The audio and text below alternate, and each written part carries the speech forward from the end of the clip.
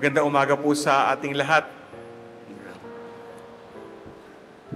You know, our readings today, has a very practical lesson, about what it means, to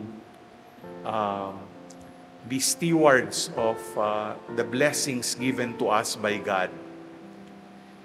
In our first reading in this book of Ecclesiastes, I think that one line says it all. All is vanity. It just tells us, that as we are sort of inclined or tempted to a vain life, those who satisfy themselves with money, popularity, success, even knowledge, at the end of the day, you realize all this doesn't matter. You know, the Hebrew word for vanity, a strong word, is shav, which means emptiness. But another more common word is the word hevel, which means breath, vapor. Kung parang sinasabi, kung ano man ang pinagkakaabalahan mo sa mundo, halimbawa pera, gusto mong mag-ipon, wala namang masama yan, pero pag yun lang ang pinagtutuunan mo ng pansin, o kaya gusto mo maging sikat na tao, ang focus mo, sarili mo, o kaya, syempre, may trabaho ka, meron kang career path, gusto mo maging successful ka, halimbawa, successful, ano man ang profession mo, businessman ka, engineer ka, doktor ka, o kaya, meron kang hangad na mas tumalino, maging dalubhasa, iba nga, ang daming mga doctorate, aral pa rin ang aral. Pag yan lang ang pinagtutuunan mo ng pansin, at yan ang pinakamahalaga sa iyo, medyo malaking problema. Kaya nga, in our second reading, in Paul's letter to the Colossians, again, a very powerful statement from Saint Paul, or the disciple of Saint Paul, is this, seek and focus on what is above, not what is below. Think of God above and not what is on earth. Because if you think of what is temporal in this world and not focus on the eternal, you might not be on the right path of the road to true happiness and deeper joy. That's why we heard this story in our gospel from Luke. If we just look at the narrative, there was this man who approached Jesus. Tell my brother to share the inheritance with me. Yan. Ibig sabihin, meron po siyang hinahangad.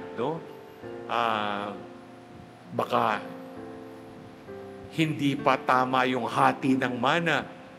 Kaya parang gusto niya, makuha niya yung parte niya.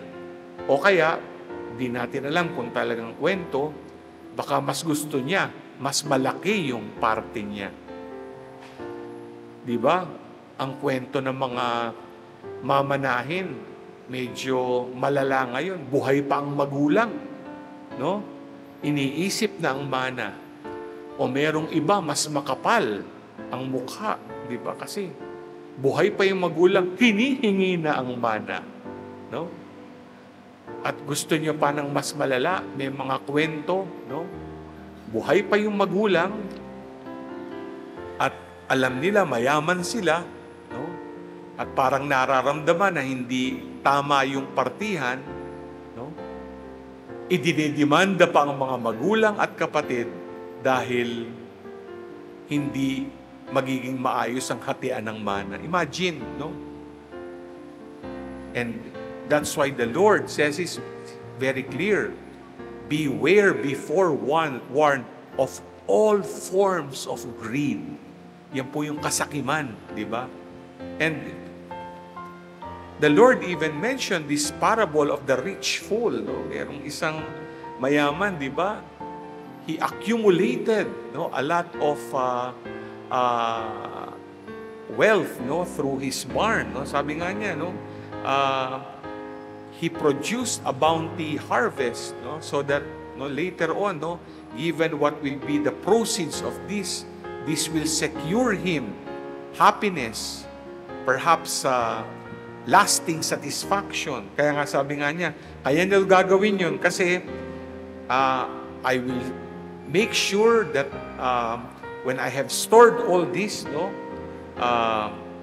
there will be many good things stored up for many years so that I could rest, eat, drink, and be merry.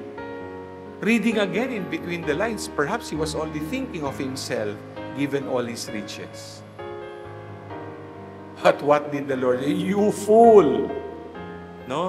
Today I will take your life, and you will not enjoy anything. Incidentally, no one is exempt from this. It's Saint John Marie Vianney Sunday. And this is where you are called to really pray for all of us, bishops and priests. Kasi even us, like you, we might be even tempted given the security of the world.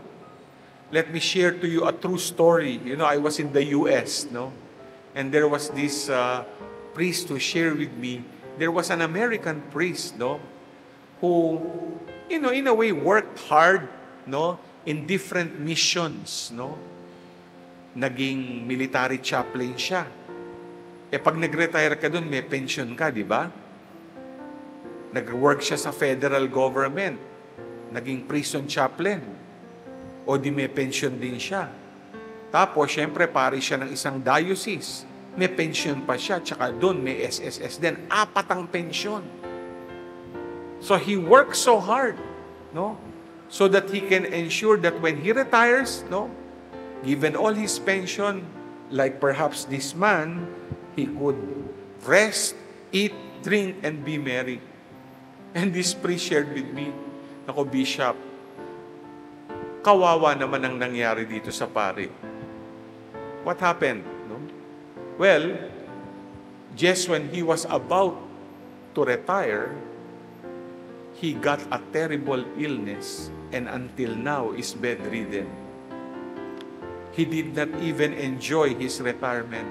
And all, the proceeds of his pensions just go to caring for him. Brothers and sisters, life is short. What is your focus in life? What satisfies you? What gives you happiness but actually is temporal? Let me share to you 3 takeaways from our liturgy of the word today that you can remember. Lessons to be learned. Number 1, accumulate spiritual wealth, not earthly or material wealth. What does that mean? Our spiritual wealth is no one else but God. God is our only and true treasure. Why are you here celebrating the Eucharist? Because you know Jesus is your true and only treasure. The wealth of your heart and your life. Spiritual wealth also means your relationship with others, your family. If you accumulate spiritual wealth by loving members of your family, you know that will be lasting. And you will see there are many poor people who show love in their family and are happy. But there are also a number of rich people who accumulate a lot of material wealth, but not spiritual wealth in their relationship with their family.